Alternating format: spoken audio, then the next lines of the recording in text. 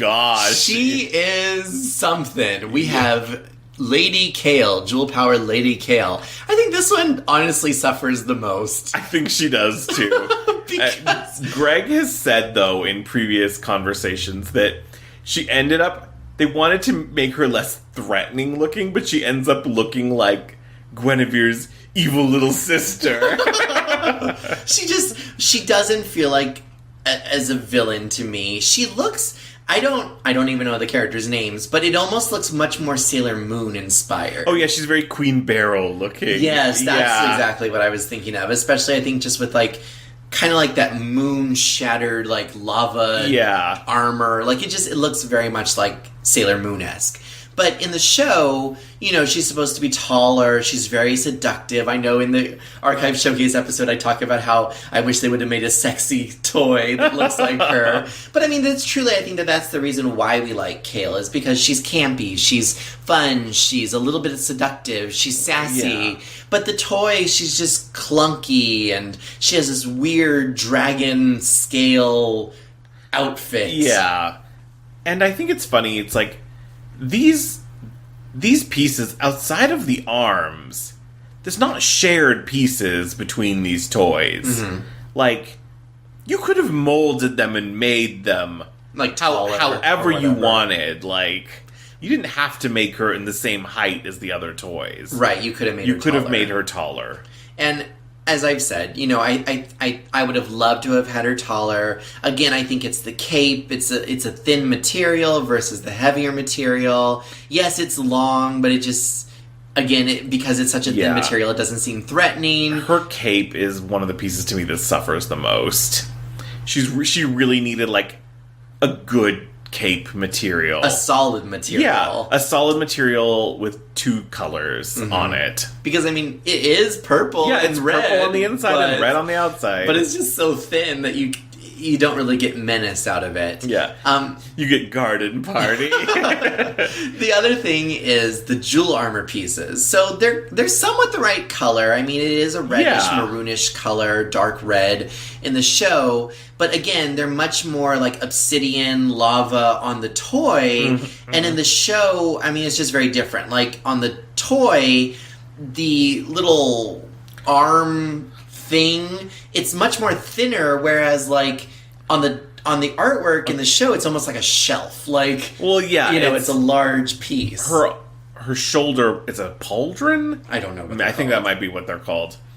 But it is like, it's this jagged crystal piece that comes out quite far. And it's like, yeah, it almost looks like, on the toy, it almost looks like you could use it as like a little... Like a tiara. Like a little tiara, exactly. You could.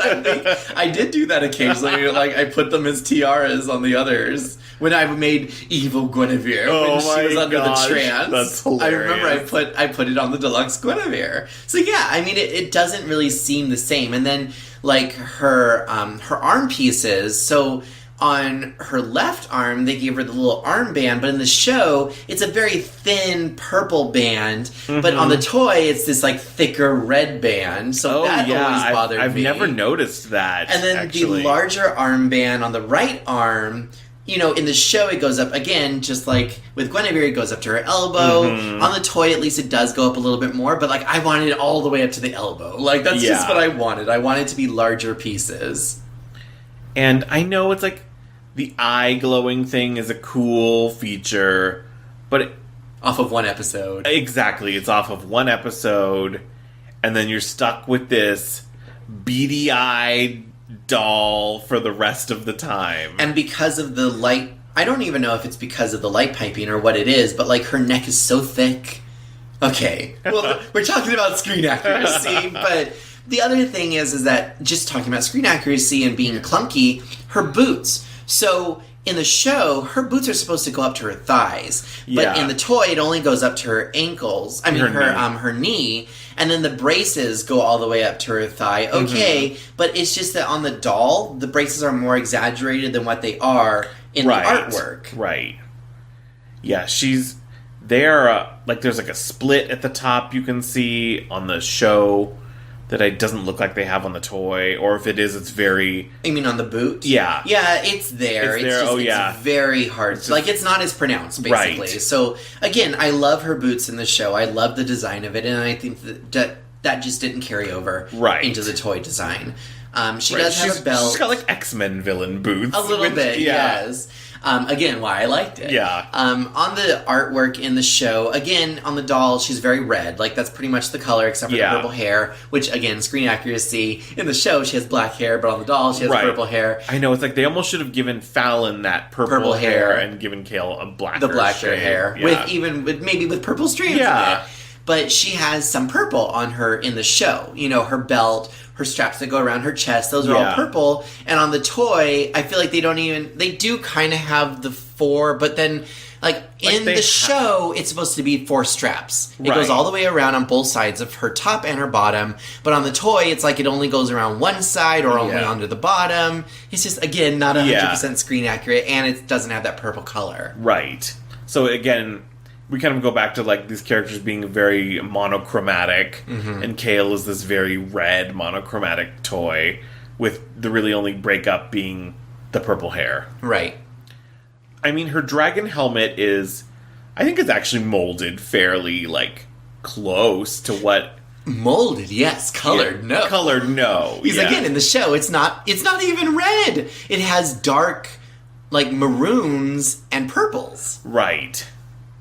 And it's like, you know, of course you lose all that detail. Again, just like Drake, just like Fallon, you know, without the paint applications, you lose detail. I get it in color theory that red is supposed to, you know, create, like, menace and you know, give you anxiety almost. But it's almost like I would have rather had a more purple villain rather than a red villain. Yeah. But, again, that's just the way it was made, I suppose. Yeah.